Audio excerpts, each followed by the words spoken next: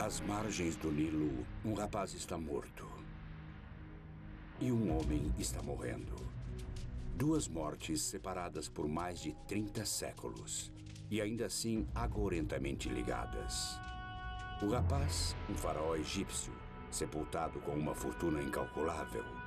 O homem, um nobre inglês, no ímpeto de encontrá-lo. Sua busca disparou a maior caça ao tesouro da história e uma reação de mortes em cadeia. Um a um, aqueles que perturbavam a tumba do faraó pereceram. Até hoje, as casualidades crescem. A ciência segue um assassino esquivo de 3.000 anos de idade. A maldição de Tutancâmon.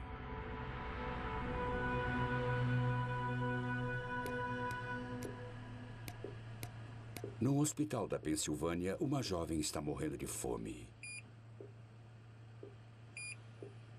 A comida de que ela precisa é oxigênio.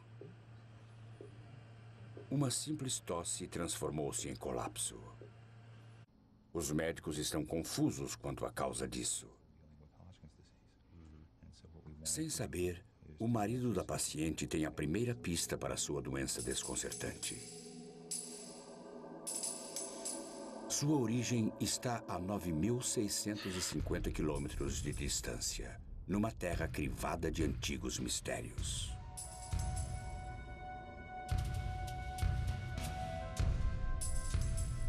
Este é o Vale dos Mortos. Esculpido em rocha está o maior mausoléu do mundo. 1500 anos antes de Cristo, os faraós do Egito foram postos para descansar aqui, no Vale dos Reis. Dizem que deste mundo não se leva nada, mas eles levaram. Cada faraó foi enterrado com o resgate de um rei. Marfim, ébano, ouro. E cada tumba foi camuflada pelo árido deserto. Mas quando os arqueólogos chegaram, séculos depois, encontraram apenas ossos ressecados. Outros estiveram aqui antes. Existe uma cidade inteira em Kurma, perto do Vale dos Reis, com 1000% de ladrões de tumbas, antigamente e agora. E quando eles não conseguem encontrar alguma coisa, eles a falsificam e vendem a você. Ou quando encontram alguma coisa, fazem réplicas e as vendem. E isso tem acontecido desde que o primeiro faraó foi enterrado.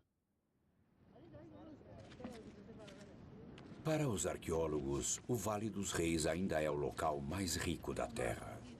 Ainda assim, uma vez acreditaram que ele não escondia mais surpresas. Certamente não é uma tumba rica de um faraó secundário. Sua infância, assim como sua vida, foram curtas. Aos 9 anos, ele assumiu o trono e recebeu uma esposa. 9 anos depois, ele estava morto. Pouco se sabe a respeito. Deixando apenas o invólucro de sua vida, ele sofreu um destino muito pior do que a morte: o esquecimento. 3.000 anos depois, só um punhado de homens sabia o seu nome: Tutancâmon. Um era um igualmente desconhecido arqueólogo chamado Howard Carter. O outro, seu financiador, George Edward Stanhope Molyneux Herbert, o quinto conde de Carnarvon. Pode-se dizer que ele era o Indiana Jones de sua época. Ele estava envolvido em todo tipo de aventuras excitantes, e foi ele quem pilotou um dos primeiros carros de corrida. Ele participou de um rally e teve um acidente terrível sendo lançado para fora do carro. E devido aos seus ferimentos e subsequente má saúde, seus médicos lhe disseram que ele não poderia mais passar o inverno frio e úmido na Inglaterra. Mas naqueles dias, mesmo se você tivesse um resfriado comum e tivesse dinheiro suficiente, o seu médico despacharia você imediatamente para se recuperar no calor seco do Egito. Disso resultou a vinda dele com Carter. E assim começou a grande busca para encontrar a tumba do rei Tut.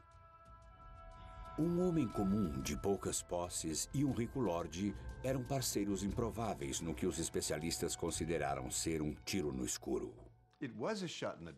Foi um tiro no escuro. Era uma época em que não havia detectores de metal e nenhum sonar sofisticado para pesquisar em bolsas ou buracos sob o solo ou areia.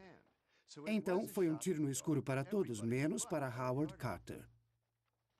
Diferente de seus predecessores, Carter metodicamente escavou o Vale dos Reis metro a metro. E encontrou hectares de desapontamento. Logo antes do Natal de 1921, Carnarvon mandou chamar Carter aqui, no castelo Highclere, para dizer a ele que não poderia mais sustentar o que, aparentemente, era um projeto inútil. Carter explicou que faltava pouco a fazer e implorou por mais uma temporada. E Carnarvon concordou, mas deixou absolutamente claro de que esta seria a última temporada.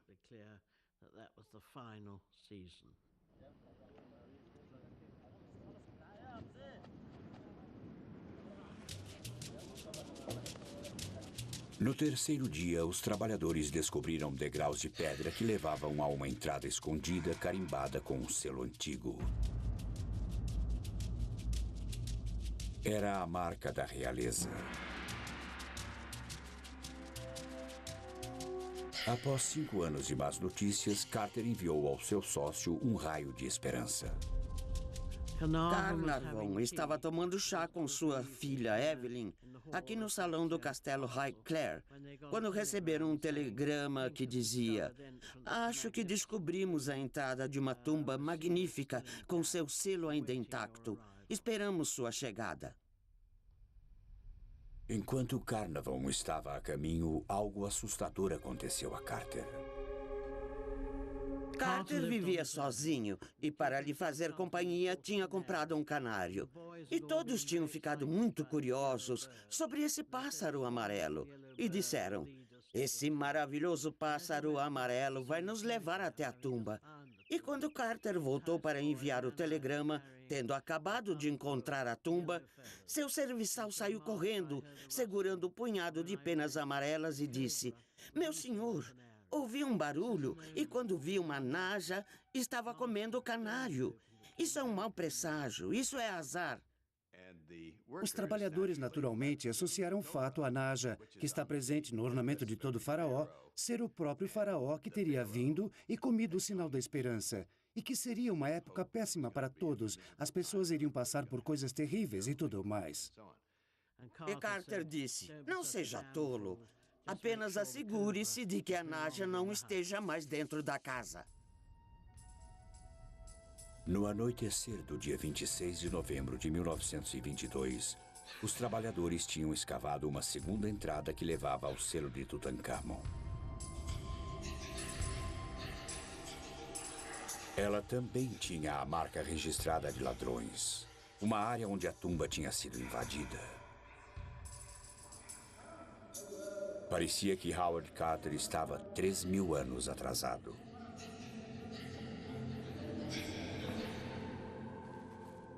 Sozinhos na passagem estavam Lord Carnarvon, sua filha Lady Evelyn Herbert, o assistente de Carter e o próprio Carter.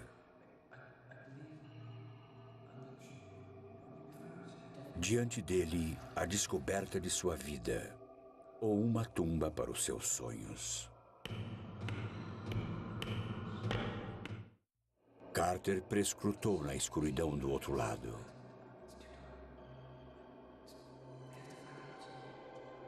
Finalmente, Carnarvon sussurrou: "Você pode ver alguma coisa?" "Sim", Carter respondeu. "Coisas maravilhosas." A sala toda brilhou e tudo o que brilhava era ouro. Carter estava petrificado. Nunca tínhamos sonhado com nada assim. Um museu inteiro, cheio de objetos, alguns dos quais nunca tínhamos visto iguais. Era impressionante. Nunca houve outro faraó encontrado assim, praticamente intacto. As pessoas têm procurado por eles. Dúzias e dúzias de grandes faraós.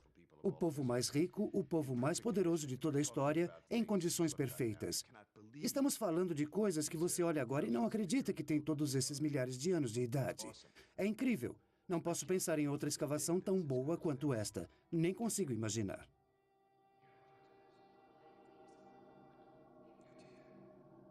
Carter mais tarde disse que todos deram uma olhada e depois saíram. Mas as evidências dizem que eles fizeram mais do que só olhar. A licença que Carter e Carnarvon tinham não permitiam que entrasse na tumba sem a presença de uma autoridade em antiguidades de uma organização egípcia. Eles nunca disseram que tinham entrado. Esperaram. Eles olharam lá dentro, viram coisas maravilhosas e enlouqueceram. E selaram o buraco e esperaram 3 dias para o homem do Cairo chegar e ir com eles. O que você teria feito após 10 anos de enormes dificuldades? Eu teria esperado? Não, eu não teria feito isso. E eles fizeram o que você e eu teríamos feito. Eles entraram e passaram a noite toda lá dentro. Lady Evelyn, a menor, liderou o caminho. 3 homens, uma mulher e, em algum lugar, um rapaz morto. Está escuro? Você está lá dentro? A primeira pessoa em 1000 anos a entrar na tumba de uma pessoa que tinha morrido. Deve ter havido um pouco daquela velha sensação, aquela que se tem no lugar mal assombrado. E também existe o fator medo, porque eles estavam lá dentro ilegalmente. Eles eram como ladrões dos tempos antigos. O lugar estava desarrumado por causa dos ladrões, e 2 bandos de ladrões diferentes tinham entrado lá. E existem alguns indícios de que um dos 2 bandos de ladrões foi apanhado. E se eles foram pegos no ato, tiveram as cabeças cortadas e é só.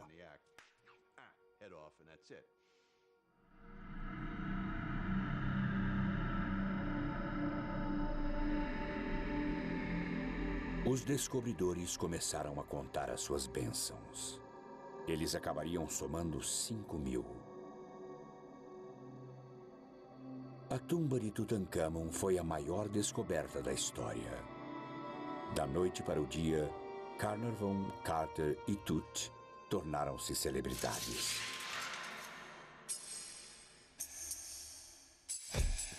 Eles sentiam um triunfo total, vitória total.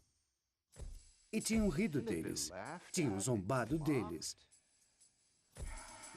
Todos sussurravam pelos cantos, eles perderam a cabeça, sabe? E ali estava. A tumba de Tutancâmon também entrou para a história como a primeira escavação preservada nas moderníssimas películas cinematográficas. Este pedaço de celuloide preservou os descobridores. Carter, como foi filmado por Carnarvon. Howard Carter era um astro. Acho que a recompensa pessoal para os arqueólogos, que todos podem ver, é a fama. Após uma grande descoberta, é claro, o público, os jornais, a mídia, a TV, todos irão correr atrás de você.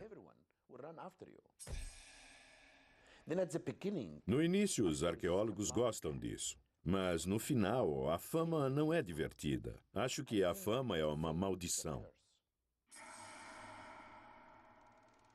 Inebriados pelo sucesso, os descobridores cometeram um erro profético. A tumba de Tutancâmon iria se tornar uma das maiores histórias da história. Mas, para compensar suas despesas, Lord Carnarvon vendeu os direitos exclusivos para um jornal. O jornal foi o London Times. Esse era o jornal dos cavalheiros, era o jornal da nobreza. Ele assinou um acordo com eles, o que lhe causou um infindável pesar.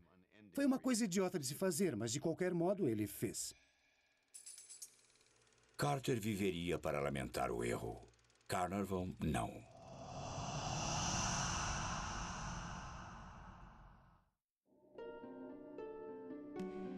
O homem que tinha financiado a procura pelo rei Tut tinha vindo ao Egito inicialmente por sua saúde. Essa decisão provaria ser fatal.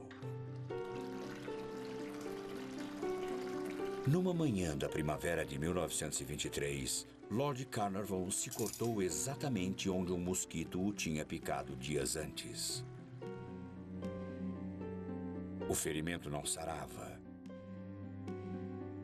Dias depois, numa viagem ao Cairo, Carnarvon foi devastado pela febre. Lamento lhe dizer que Carnarvon está gravemente enfermo. Seu secretário, Richard Bittell, enviou as más notícias a Howard Carter. A picada de mosquito tinha infeccionado. Aquela picada envenenada se espalhou por seu corpo e seu sangue está envenenado.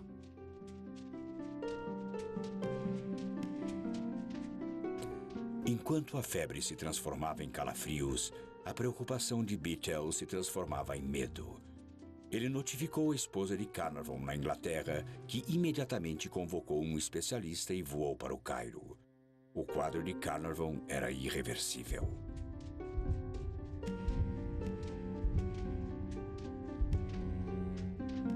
No momento que ele morreu, todas as luzes do Cairo se apagaram. E naquela época, todos os serviços públicos no Cairo eram administrados pelo exército britânico e não havia meio deles religarem a energia, nem puderam encontrar nenhum motivo para as luzes terem acabado. E 20 minutos depois, a energia foi restaurada. Naquele exato momento, outra coisa inexplicável aconteceu a mais de 3.200 quilômetros de distância, na Inglaterra. A pequena Fox Terrier de Carnarvon, Suzy, estava dormindo na sua cesta no quarto da governanta no castelo Highclere. E no mesmo segundo que ele morreu, Suzy se sentou na sua cesta, uivou e morreu.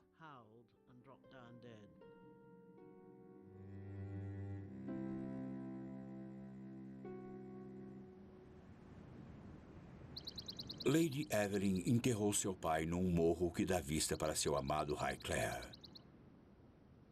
Ela também pôs sua aventura egípcia para descansar.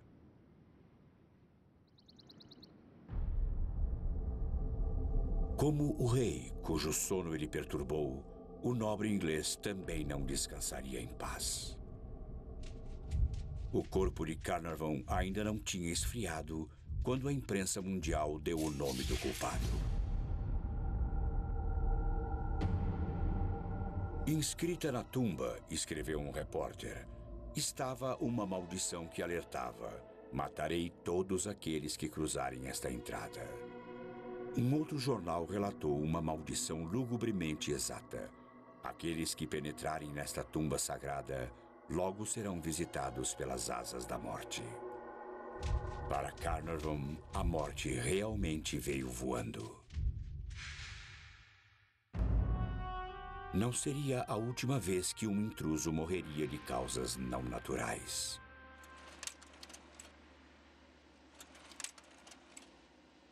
Seria a nossa lua de mel, porque não tivemos uma quando nos casamos. Entre os visitantes da tumba de Tut em 1995 estavam Gary Manson e sua esposa Cheryl. Para Cheryl, uma estudante de História da Arte, era a viagem de uma vida. Todos que conhecíamos sabiam que íamos para lá. Quando falava com alguém, a primeira coisa que dizia é que ia viajar até lá. As paisagens a impressionavam tanto que apenas vê-las não era o bastante. Estávamos descendo até as tumbas e olhando para as pinturas azuis escuras e vermelhas. Ela se inclinou para frente e estava olhando uma pintura muito de perto. Ergueu a mão até a pintura e aí tocou-a. Esfregou o dedo na tinta e o guia viu e gritou com ela. Ela se virou e disse: "O meu professor nos disse que se chegássemos até aqui, deveríamos tocar a pintura, não importa o que digam, porque nunca haverá uma segunda chance." Quando os Manson voltaram à Pensilvânia, os problemas de Cheryl começaram. 3 semanas após termos voltado, ela começou a ter uma leve tosse, que foi piorando até que ela finalmente estava tossindo a maior parte do tempo. Quando Gary pediu que Cheryl fosse ao médico, ela recusou. Ele já a tinha visto assim durante uma batalha extenuante contra a doença de Hodgkin. Ela tinha sido submetida a quimioterapia, tratamento com radiação, praticamente tudo a que se é submetido para o tratamento do câncer. E ela não queria voltar ao médico depois disso, mas finalmente ela teve que ir. Conheci a Sra. Manson quando já era paciente do centro de tratamento intensivo. E naquela época sua condição já era crítica. Ela começou a perder peso, sentir fraqueza, faltava-lhe fôlego. E quando ela foi admitida no hospital para tratamento, já havia muitos sinais de doença presentes. Um envolvimento definitivo de ambos os pulmões, a progressão do quadro... Eles suspeitaram que era doença de Hodgkin novamente, porque os sintomas eram muito parecidos. Mas cerca de um dia ou dois depois, eliminaram essa possibilidade e começaram a pensar que o problema era algo nos pulmões. Mas eles nunca tiveram a chance de descobrir, porque a doença evoluiu muito rápido. Então eles decidiram fazer uma biópsia dos pulmões. A partir da secreção de seus pulmões, assim como dos próprios pulmões, pudemos identificar um fungo, o Aspergillus niger. E, muito provavelmente, foi esse o evento que precipitou a sua doença. Esporos microscópicos do fungo são facilmente inaláveis. Corpos saudáveis resistem a eles, mas o sistema imunológico de Cheryl estava debilitado devido à sua batalha contra a doença de Hodgkin. Os esporos invadiram uma célula indefesa após a outra, causando destruição em seu caminho. Cheryl Manson estava faminta de oxigênio.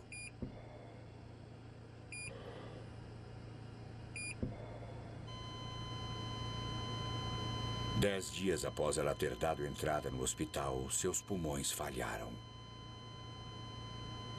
Ela tinha 38 anos de idade. Mas o caso ainda não estava fechado. O mistério era a cena do crime. Onde Cheryl Manson encontrou seu assassino?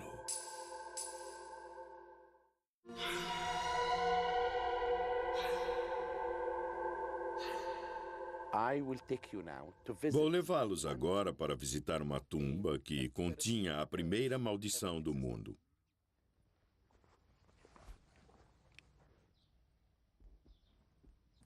Esta é a tumba de Hesse. Ela data de mais de 4.000 anos. E na entrada da tumba existe a inscrição de uma maldição muito interessante. Todos os egípcios, de faraós a camponeses, guardavam suas tumbas com encantamentos e maldições.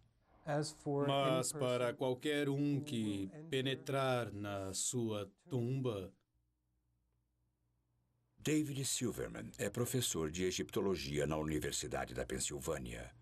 Ele já traduziu dúzias de maldições antigas, incluindo a maldição de Hesse, de 4.000 anos. A maldição é uma interdição a qualquer um que entre na tumba e que tenha comido um determinado alimento proibido, como carne de porco ou peixe. Algo impuro ou algo impuro ligado à sua alma. Ou que tenha cometido um ato de impureza sexual, neste caso, adultério. E frequentemente ele fazia amor com todas as mulheres. E se isso acontecia, o indivíduo então podia ser punido na sua vida atual ou no pós-vida. Assim, ele seria julgado perante o grande Deus. Para o professor Silverman, nem toda maldição é acadêmica. Recebi um telefonema de um médico e ele me contou essa história muito interessante e muito infeliz sobre uma mulher que tinha ido com seu marido ao Egito e tinha entrado na tumba do rei Tut. E lá ela acabou pegando um fungo. Na época, sabíamos que tínhamos isolado o Aspergillus niger das amostras que colhemos da Sra. Manson e também sabíamos sobre a sua viagem. Tinha que ter pego algo lá. Então, o que tínhamos de descobrir era se esse fungo também estava presente nas tumbas que ela tinha visitado. É o único lugar de onde podia ter vindo. Assim, telefonamos ao Departamento de Egiptologia da Universidade da Pensilvânia. Eles estavam imaginando que isso tinha algo a ver com a maldição.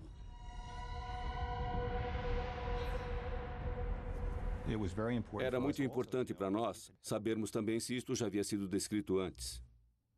Havia. Em 1923, 2 homens tiveram morte súbita após visitarem a tumba de Tut. O que os médicos chamaram de febre foi anunciado como a maldição de Tutankhamon. Mais 2 mortes súbitas se seguiram.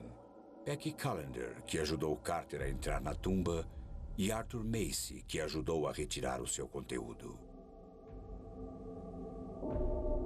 O verdadeiro assassino espreita nas próprias paredes da tumba. Para Howard Carter, parecia tinta descascada, até que ele olhou de perto. As paredes estão cobertas de um afloramento de fungos marrons, os germes originais, que provavelmente foram introduzidos pelo gesso ou pela tinta.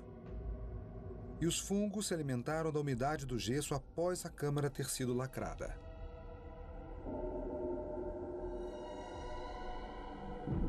O fungo é o Aspergillus niger. Na tumba cálida e úmida, ele prosperou, a única coisa que viveu durante 3.000 anos. Quando Cheryl Manson chegou aqui com um sistema imunológico debilitado, ela era uma ótima hospedeira para o fungo.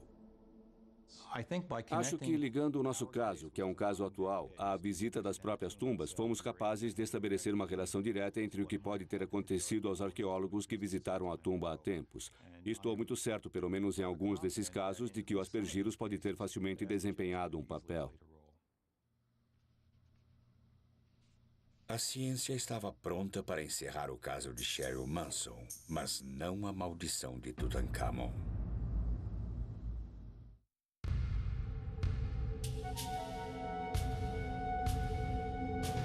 11 de novembro de 1925. No Vale dos Reis do Egito, um rapaz que morreu mais de 1000 anos antes de Cristo está para ressuscitar.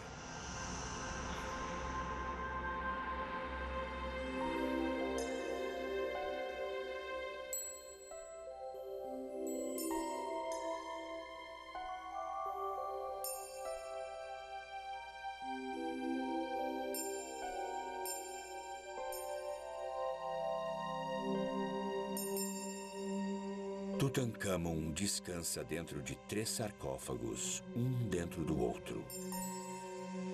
O mais profundo é de quase 136 quilos de ouro maciço.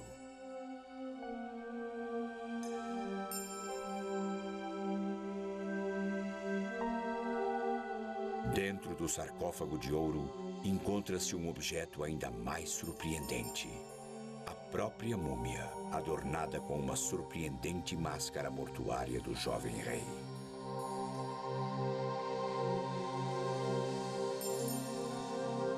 Como representação da figura humana, só algumas das grandes estátuas podem ser comparadas ao seu brilho. Só a máscara de ouro é um dos mais belos objetos de toda a história da humanidade, não só a egípcia.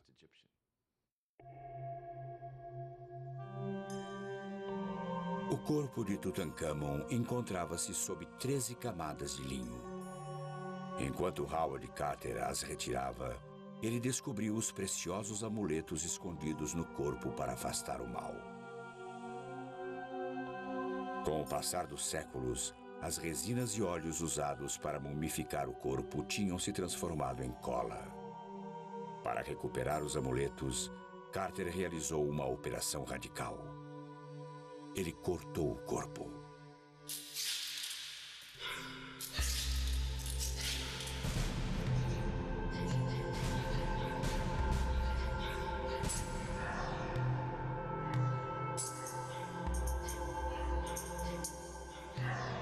O resultado dessa autópsia foi fatal. Em 14 dias, 2 participantes do grupo morreram. Até 1927, 6 homens tinham morrido devido a uma única causa aparente: a maldição da múmia.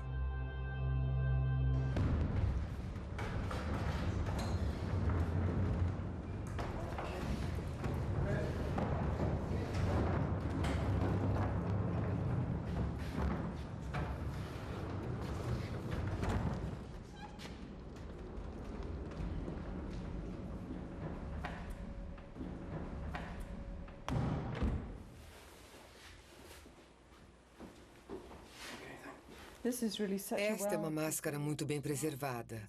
Aqui se pode ver os cílios de cobre em volta dos olhos de pedras preciosas. A doutora Rosalie David é a rainha das múmias. Como curadora de egiptologia para o Museu Universitário de Manchester, na Inglaterra, ela já realizou autópsias em 35 múmias, mais do que qualquer um. Ela também foi pioneira no método de fazê-lo sem destruir as múmias. Temos aqui a múmia de uma senhora de idade. Usando raios-x e endoscópios, penetramos por orifícios já existentes e colhemos amostras de tecidos que podemos usar para identificação para o DNA.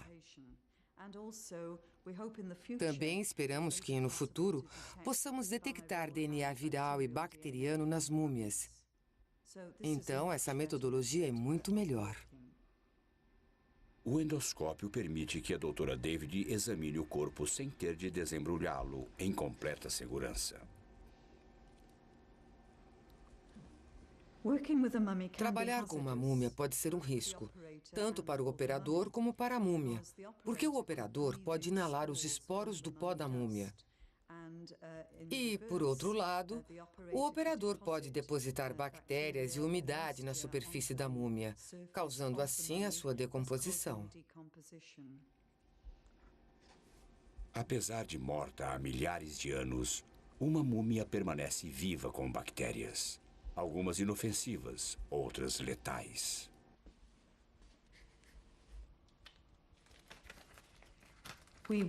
Usamos roupas protetoras quando trabalhamos com as múmias, e isso nos protege contra os esporos de fungos.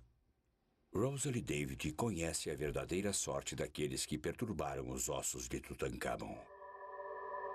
Sua tosca autópsia liberou um assassino invisível.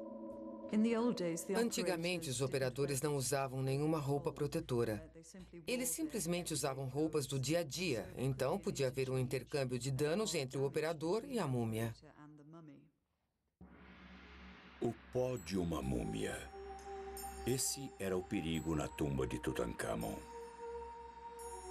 Ainda assim, 70 anos atrás, o mundo continuou tomado por um feitiço que alertava sobre a morte alada. A primeira vítima da maldição de Tutankhamon, o abastado Lord Carnarvon, deixou para seus herdeiros uma herança de nervosismo. Após a morte do meu bisavô, obviamente, meu avô herdou Hickler. E o meu avô estava muito preocupado com a maldição do rei Tutankhamon e não permitia que seu nome fosse dito no castelo.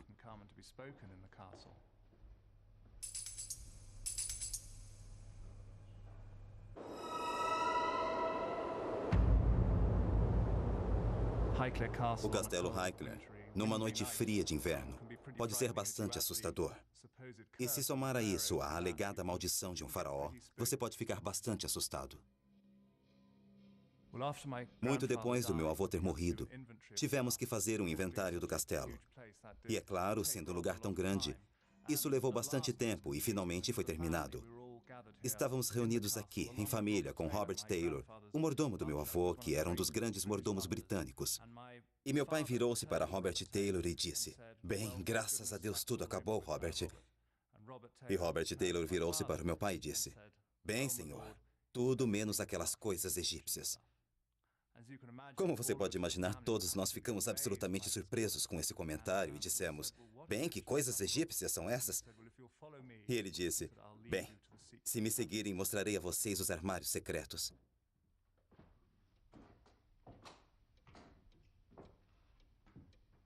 O governo egípcio era meticuloso e sabia a localização de todos os objetos encontrados na tumba de Tutankhamon. Ainda assim, 17 pequenos artefatos tinham sido contrabandeados. Carter e Carnarvon acharam o fascínio do tesouro irresistível. Poucos no lugar deles não achariam. O homem que encontrou a tumba de Tutankhamon estava entre os poucos que escaparam de sua maldição, ou quase. Quando fez a maior descoberta da arqueologia, Howard Carter teve o mundo aos seus pés. E então, ele tropeçou. Ele tinha o meio ambiente. Ele tinha as tempestades de pó. Seu bom amigo Carnarvon estava morto. Ele estava sendo muito pressionado pelos egípcios. Estava sob enorme pressão da imprensa que não teve acesso à história. Ele tinha um espaço muito pequeno para trabalhar. Estava enlouquecendo, estava irritado. De qualquer modo, seu temperamento era explosivo. Howard Carter chegou ao limite. Ele não aguentou mais e enlouqueceu. Obcecado e com acesso ao que ele sentia ser a sua tumba, um dia Carter trancou todos para fora, inclusive os egípcios. Isso foi um grande erro. Como estrangeiro trabalhando num país, ele tinha de saber que era convidado. E se você é convidado, precisa respeitar as pessoas com quem está trabalhando. E quando ele fez essa insanidade de instalar esse enorme portão de ferro e trancá-lo, foi como se a Inglaterra estivesse tomando algo que pertencia ao povo egípcio, o que era verdade. E eles se enfureceram e o puseram para fora.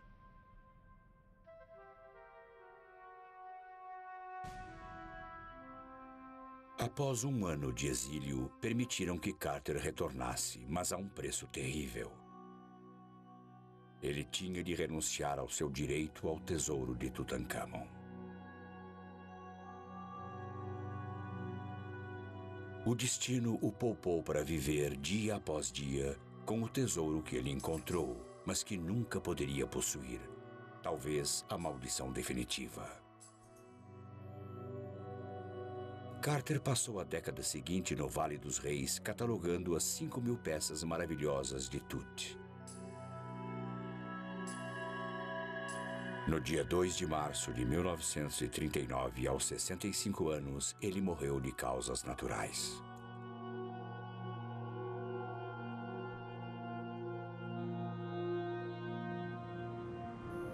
Como a tumba de Tutankhamon, o túmulo de Carter é guardado por asas.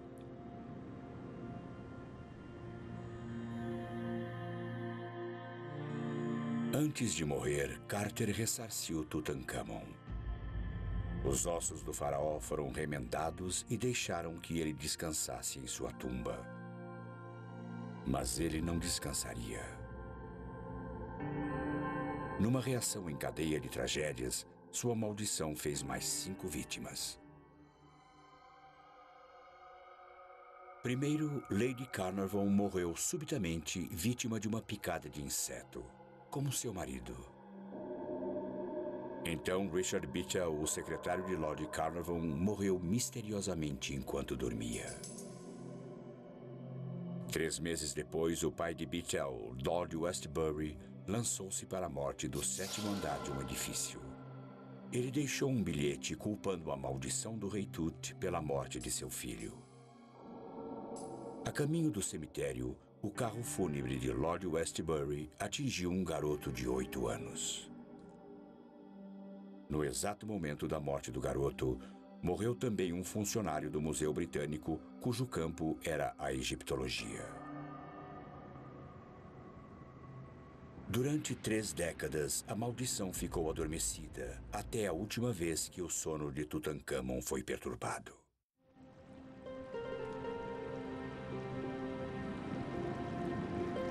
Perto das margens do Nilo, o faraó Tutankhamon foi enterrado com 5.000 peças de valor inestimável. Seus tesouros reais deveriam acompanhá-lo na sua jornada para o pós-vida. Em vez disso, eles fizeram um desvio.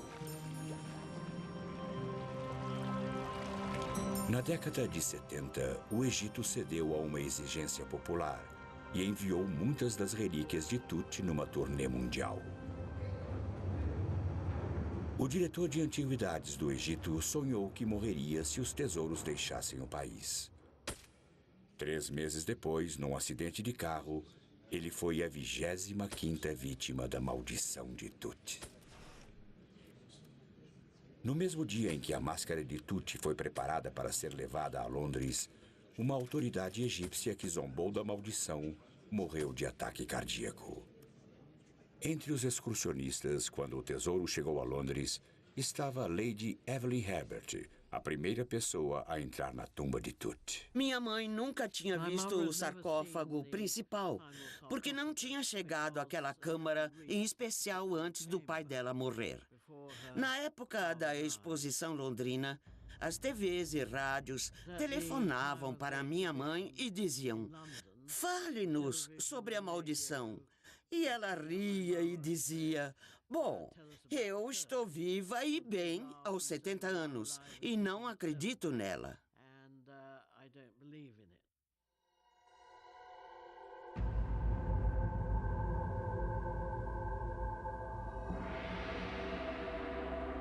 Acho que foi uma época muito emocionante, provavelmente traumática e estressante, porque ela estava vendo as coisas que ela percebeu que seu pai nunca tinha visto, após tantos anos de esforços.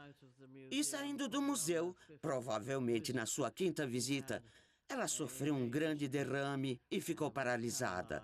Mas é claro que isso poderia facilmente ter sido uma coincidência e ter acontecido devido ao estresse e ao trauma.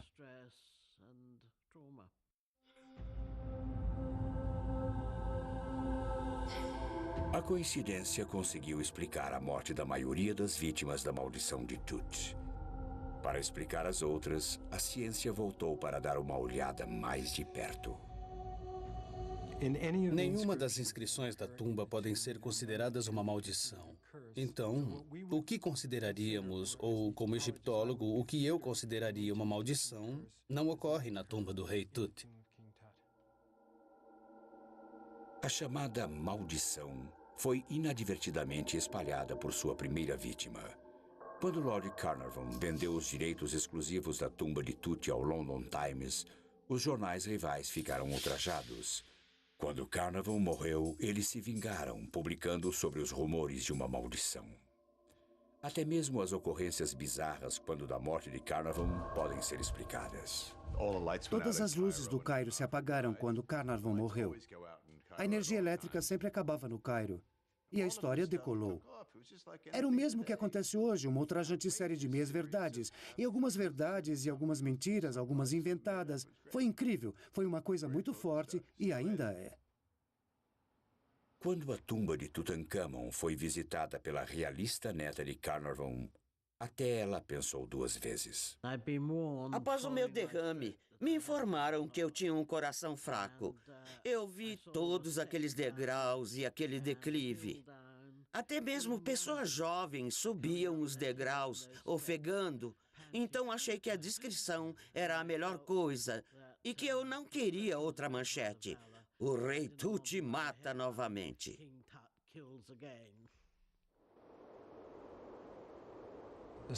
O filho de Lord Carnarvon disse que ele realmente não acreditava na maldição, mas também disse que não havia maneira de explicar muitas das coisas que aconteciam, e isso tem mantido a maldição viva. Acidentes podem acontecer, como me aconteceram muitas vezes. Há muito tempo eu estava escavando num sítio no Delta. No primeiro ano e no mesmo dia que puseram os artefatos no museu, alguém me chamou no museu e disse: "O seu tio morreu." No ano seguinte, no mesmo dia, disseram: "A sua tia morreu." E no terceiro ano, o meu primo morreu. Qualquer um que ouvir isso pensará na maldição. E até mesmo quando eu descobri uma tumba selada, linda, repleta de estátuas. As estátuas são incríveis, incríveis. E eu fui o primeiro a vê-las. No dia seguinte, ocorreu um terremoto no Cairo. No terceiro dia, eu tive um ataque cardíaco. Os repórteres fizeram a associação e falaram sobre a maldição. Não importa o quanto você tente matá-la, ela é como uma fênix que renasce repetidamente. Veja, não importa o quanto digam que o monstro do Lago Ness não existe, ou que OVNIs não existem, que não há lógica, ainda acreditamos neles, não é? Curador da exposição sobre Tutankhamon durante a sua turnê americana, certa noite Thomas Holvin teve um encontro cara a cara com o faraó amaldiçoado. Estiquei o braço e agarrei aquela máscara nas mãos e a tirei do pedestal.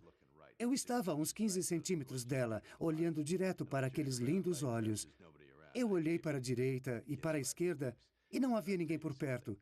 Aí eu dei um beijo enorme naqueles lábios. E vou te dizer uma coisa, a maldição saiu de mim. Fiquei limpo, estou ótimo. O tesouro de Tutancâmon agora reside no Museu do Cairo, onde milhões de pessoas o têm apreciado. O museu também é a humilde tumba de dinastias de faraós. Mas Tutancâmon ainda descansa no Vale dos Reis. Antes o mais obscuro dos faraós, ele agora é o mais famoso. Os antigos egípcios iam para o túmulo com uma crença imortal. Diga o meu nome e eu viverei.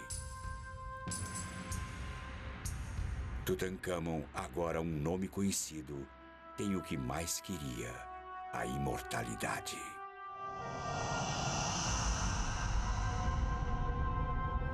Ele deve a imortalidade aos mesmos homens que perturbaram a sua tumba. Eles também deixaram para Tutancâmon o tipo de proteção que outros faraós matariam para ter. Uma maldição que faria até os mais céticos prudentes.